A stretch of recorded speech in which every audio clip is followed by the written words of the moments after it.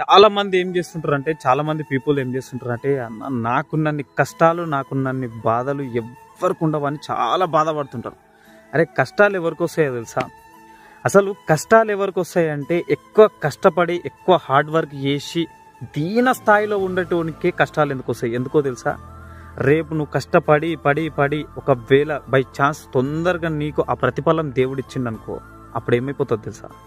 దాన్ని నువ్వు మెయింటైన్ చేస్తావో చేయవో అనే ఒక భయం దేవుడికి ఉంటుంది. అందుకోసమే నిన్ను కష్టాల పాలు చేసి చేసి కింద భూమి మీద పడి ఏడ్చేటట్టు చేసిన తర్వాతనే నీకు సక్సెస్ ఇస్తాడు. ఒకసారి బాగా ఆలోచన చేయి. ఇక్కడ రాళ్ళు కనిపిస్తున్నాయి కదా, నా వెనకాల ఉన్న ఈ రాళ్ళకు కూడా చాలా కష్టాలు ఉంటాయి.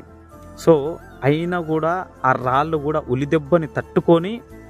ఉలిదెబ్బని తట్టుకుంటేనే ఒక శిల్పంగా మారుతుంది. శిల్పంగా మారినాక మనం ఆ రాయిని మొక్కుతాం.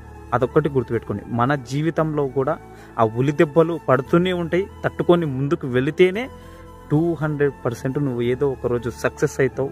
ఆ సక్సెస్ అయినప్పుడు దాన్ని నువ్వు కాపాడుకోగలుగుతావు. గుర్తుపెట్టుకో, ఇది మాత్రం గుర్తుపెట్టుకో. 100% ఏదో ఒక రోజు నీ రోజు వస్తుంది. అర్థమైందా? ఈ వీడియో సేవ్ చేసి పెట్టుకో.